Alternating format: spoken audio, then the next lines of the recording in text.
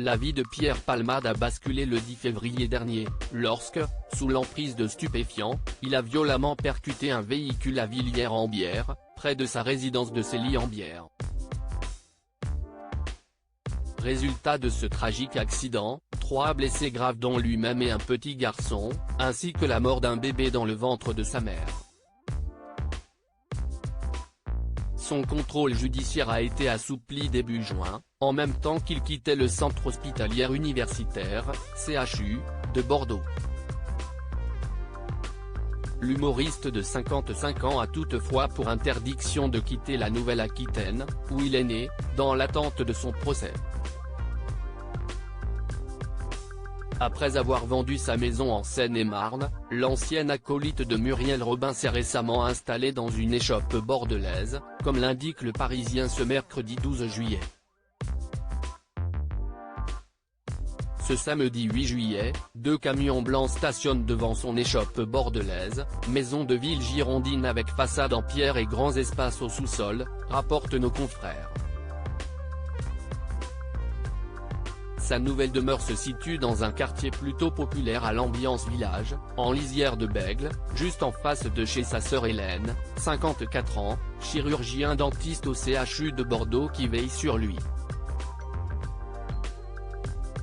Sa mère, Réanne, habite à 1,5 km de la jolie maison au volet gris. Avant, c'est un médecin qui habitait ici, révèle un riverain au quotidien. Il y a un peu de superficie, un petit jardin, mais ce n'est pas luxueux, détaille une voisine. Impossible de savoir cependant si Pierre Palmade a acheté la maison ou bien s'il la loue. Une chose est sûre, les déménageurs ont sorti une tonne de carton d'un camion tagué du logo d'une société de déménagement de Seine-et-Marne. Le nouvel habitant dispose d'une terrasse protégée du soleil par des lauriers roses, des bambous, un olivier, ajoute Le Parisien. En parallèle, le comédien a pris ses marques dans le quartier, ayant été aperçu au tabac presse, à la pharmacie du coin, en train de faire ses courses chez Aldi, ou encore au cinéma pour aller voir La vie pour de vrai, dernier film de Danny Boone. Supérieur à Pierre Palmade, François Cluzet, Benoît Magimel.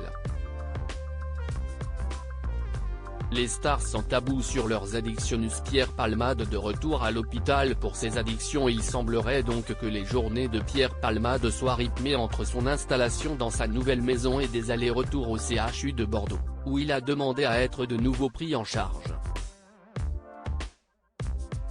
En effet, BFM Télévision rapportait ce 5 juillet que l'ex-mari de Véronique Sanson a décidé à retourner en service d'addictologie le 30 juin dernier, soit 5 jours à peine après sa virée polémique en discothèque. Il avait été filmé dans la boîte de nuit bordelaise Ultra Club entre 3h et 5h du matin.